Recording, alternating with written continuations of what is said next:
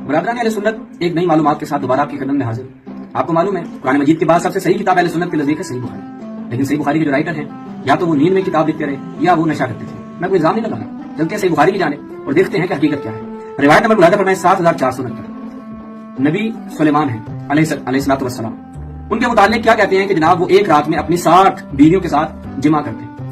دوسری روایت 3424، یہاں پر کہا کہ 70 بیویوں کے ساتھ وہ قریبی اختیار کرتے تھے، یعنی جمع کرتے تھے، پہلے 60 پھر 70۔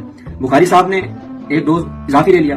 پھر روایت نمبر 6639، اس دفعہ کہا 90 بیویوں کے ساتھ حضرت سلیمان نبی جمع کرتے تھے۔ پھر جب اوور ڈوز ہو چکے تو 5242 نمبر روایت میں کہتے ہیں کہ بیویوں کی تعداد کتنی تھی؟ 100، کہ 100 بیویوں کے ساتھ وہ ایک رات میں جمع کرتے تھے۔ متن ایک ہے لیکن بیویوں کی تعداد مختلف، 60 70 90 100۔ میرے خیال میں یہاں پر بخاری صاحب کے پاس جو چرچ تھی وہ ختم ہو گئی، اگر وہ ختم نہ ہوتی تو ممکن ہے کہ بیویوں کی تعداد 1000 تک پہنچ جاتی۔ اب آپ بتائیں کہ کیا یہ کتاب قرآن مجید کے بعد سب سے صحیح کتاب ہے؟ آپ نے اس شخص کو سنا جس کا نام اصفہانی ہے، یہ امام بخاری پہ اعتراضات اور بکواسات کر رہا ہے کتنے بےہودہ لہجے کے اندر۔ بات کیا ہے؟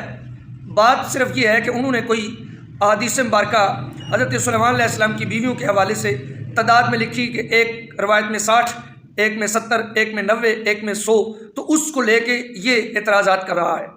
پہلی بات تو یہ ہے کہ ہمیں پتہ ہے کہ تمہیں تکلیف کیا ہے۔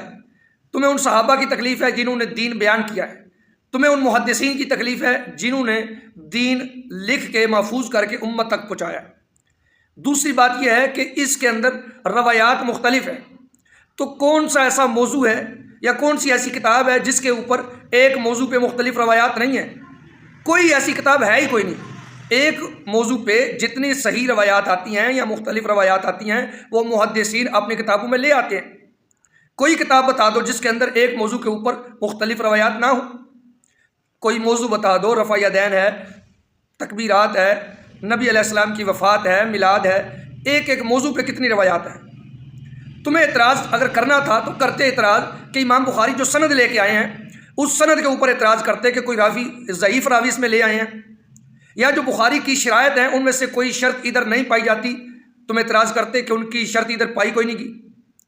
تو تمہیں علمی طور پہ اعتراض کی گنجائش نہیں ملی تو تم نے بکواس شروع کر دی ہے۔ تو امام بخاری جو ہیں وہ صحیح سندیں لے کے آئے ہیں، تم نے تو چند روایات بیان کی ہے نا۔ میں کہتا ہوں 60 کی بھی ہے، 70 کی بھی ہے، 90 کی بھی ہے، 99 کی بھی ہے، 100 کی بھی ہے، اور نبی علیہ السلام نے اسے بیان کیا ہے۔ تم نے اس پیج کا کاٹ کے پیج اور صرف امام بخاری پہ الزام لگا دیا ہے۔ وہ حدیث حضرت ابو ہریرہ نے نبی پاک صلی اللہ علیہ وسلم سے بیان کی ہے، اور بعض حدیث کے اندر باقاعدہ الفاظ موجود ہیں، راوی خود ہی کہہ دیتا ہے کہ 99 ہیں یا 100 ہیں، اور بعض نے معتبر 90 کا جو قول ہے وہ کیا ہے۔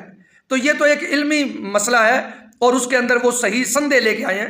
تو بالکل تمہیں چیلنج ہے، ایک کتاب ایسی بتا دو، بڑی کتاب چاہے تمہارے مذہب کی ہو یا اہل سنت کی، جس کے اندر ایک موضوع پہ مختلف روایات نہ آتی ہوں۔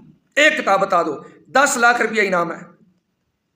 اگر نہیں تو امام بخاری پہ تم کیوں اعتراض کرتے ہو؟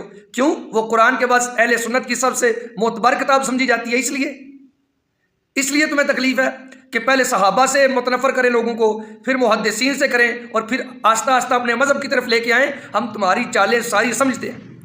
امام بخاری کون ہیں؟ جن کو اللہ نے مقبولیت دی ہے۔ امام بخاری کون ہیں؟ جن کو محدثین کہتے ہیں کہ نیلی چھت کے نیچے ایک بہت بڑا محدث ہے، جن کے شاگرد بڑے بڑے محدث بنے ہیں۔ تو تم کیا جانو کہاں امام بخاری اور کہاں تیرے جیسا لونڈا لپاڑا جن کو بات کرنے کا بھی ڈھنگ نہیں ہے۔